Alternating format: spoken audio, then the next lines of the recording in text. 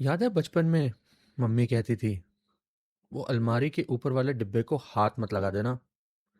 तब अचानक उस डिब्बे में रखा पुराना बिस्कुट भी दुनिया की सबसे स्वादिष्ट चीज लगने लगती थी।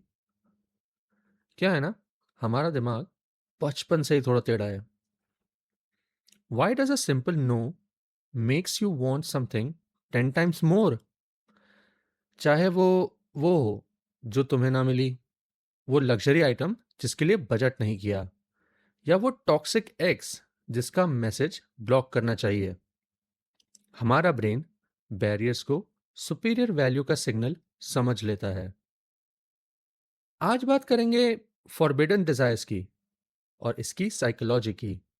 हम डीकंस्ट्रक्ट करेंगे कि कैसे स्कैरसिटी डोपामिन ट्रिगर करती है और एक सिंपल नो को एक ऑब्सेसिव मस्ट में बदल देती है। सोचो, आप एक शॉप में गए। एक नॉर्मल शर्ट है और एक शर्ट है जिस पे लिखा है सोल्ड आउट या limited edition, only one left. Logic कहता है कि दोनों कपड़े एक जैसे ही हैं, कपड़े ही तो हैं, लेकिन दिमाग चिल्लाने लगता है वही चाहिए। साइंटिफिक टर्म में इसे कहते हैं साइकोलॉजिकल रिएक्टेंस। जब हमें लगता है कि हमारी फ्रीडम या चॉइस रिस्ट्रिक्ट हो रही है, हमारा दिमाग फाइट फॉर फ्रीडम मोड में चला जाता है।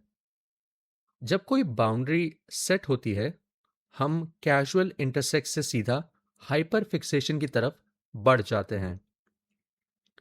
हमारा ब्रेन एक्सटर्नल रेजिस्टेंस को हाई क्वालिटी और स्टेटस का मार्कर समझ लेता है। हमें लगता है कि अगर ये मिलना मुश्किल है तो पक्का इसमें कुछ खास होगा। ये वही लॉजिक है जो हमें उन लोगों के पीछे भगाता है जो हमें भाव नहीं देते। यहां असली विलन या हीरो डोपामीन है। डोपामीन रिवॉर्ड के मिलने पर नहीं, रिवॉर्ड के मिलने की उम्मीद पर स्पाइक होता है। जब रास्ते में हर्डल्स होते हैं तो वो केमिकल स्पाइक और भी ज्यादा पावरफुल हो जाता है। इसे कहते हैं इंटरमिटेंट रीइंफोर्समेंट। वो दोस्त याद है जो कभी मैसेज का रिप्लाई तुरंत देता है और कभी 3 दिन तक गायब हो जाता है? वो जो कभी हाँ कभी ना का लूप है, वो आपके दिमाग को अनअटेनेबल गोल पर लॉक कर देता है। Your brain is playing a dangerous game.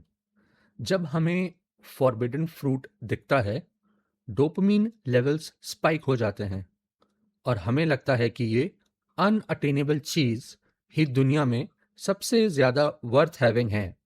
Reality तो ये है कि हमें वो चीज नहीं, बल्कि उस चेज का हाई चाहिए। ये सब सिर्फ नए जमाने की डिजिटल एक्सक्लूसिविटी या लिमिटेड टाइम एक्सेस का खेल नहीं है। इसकी जड़ें हमारी एवोल्यूशन में भी हैं। पुराने जमाने में रेयर रिसोर्सेज का मतलब होता था सर्वाइवल और सुपियोरियोरिटी। जो चीज कम है वो कीमती है। आज वही पुराना दिमाग आईफोन के लिमिटेड कलर या किसी क्लब की एक्सक्लूसिव एंट्री को सर्वाइवल सिग्नल समझ लेता है। इसी वजह से हमारे रैशनल जजमेंट और इमोशनल इंपल्सेस के बीच एक फ्रिक्शन पैदा होता है। हम जानते हैं कि वो डिजाइनर बैग हमारी महीने की सैलरी खा जाएगा, लेकिन इमोशनल ब्रेन कहता है it's rare, I need it to survive in the social hierarchy. ये पार्ट थोड़ा फनी है और थोड़ा दर्दनाक भी। जब हमें पता होता है कि कोई चीज हमारे लिए बुरी है, जैसे लेट नाइट जंक फूड या वो प्रॉब्लमैटिक क्रश, हमारा दिमाग उस परस्यूट को और भी ज्यादा जस्टिफाई करने लगता है।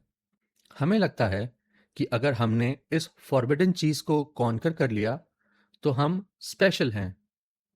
इस प्रोसेस में हम सारे रेड फ्लैग्स इग्नोर कर देते हैं। इस मेंटल स्टेट को कहते हैं कॉग्निटिव डिसोनेंस, जहां हम अपने गलत डिसीजन को सही ठहराने के लिए नए नए बहाने बनाते हैं। वो इंसान टॉक्सिक नहीं है, बस मिसअंडरस्टूड है या ये महंगा फोन खरीदना एक्चुअली एक इन्वेस्टमेंट है। कुछ याद आया? यही बहाने हम अपने आप को दे देते हैं। अब आते हैं सबसे बड़े ट्विस्ट पे, द अराइवल फैलेसी। आपने महीनों तक उस अनअटेनेबल चीज का पीछा किया, रातों की नींद उड़ाई, पैसा सेव किया और फाइनली वो आपका हो गया। लेकिन मिलते ही वो डोपामीन लूप खत्म हो जाता है। सडनली वो चीज ऑर्डिनरी लगने लगती है। जैसे ही बैरियर हटता है, परसीव्ड वैल्यू डिसॉल्व हो जाती है। डिसअपॉइंटमेंट होने लगती है क्योंकि हमने उस चीज को दिमाग में एक क्यूरेटेड पैराडाइज बना दिया था। The hunting was the fun part, the catch is often boring. तो क्या हम हमेशा इस ट्रैप में फंसे रहेंगे? बिल्कुल नहीं। इन पैटर्न्स को पहचानना ही पहला स्टेप है। The 72 hour rule. जब भी कोई मस्ट हैव क्रेविंग हो, 72 आवर्स वेट करो। देखो कि क्या डोपामीन ठंडा होने के बाद ही वो चीज उतनी ही जरूरी लग रही है। बैरियर्स को एनालाइज करो। पूछो अपने आप से, क्या मुझे ये चीज पसंद है या मुझे सिर्फ इसीलिए पसंद है क्योंकि ये मना है। एक्सक्लूसिविटी का मास्क उतारो। समझो कि मार्केटिंग और सोशल मीडिया कैसे स्कैर्सिटी क्रिएट करते हैं, सिर्फ आपको मैनिपुलेट करने के लिए। हम हमेशा अनअटेनेबल के पीछे भागते हैं क्योंकि हमारा माइंड डरता है कि हम कुछ मिस कर रहे हैं। But true power is in recognising the trap. अगली बार जब कोई फॉरबिडन फ्रूट आपको ललचाए तो बस मुस्कुरा देना और याद रखना, आपका दिमाग सिर्फ एक पुराने गेम खेल रहा है। Stay aware, stay grounded. और हाँ, वो ऑरेंज वाली कैंडी, वो तब भी स्वादिष्ट थी जब मम्मी ने मना किया था, और आज भी है जब आप खुद से उसे खरीद सकते हो।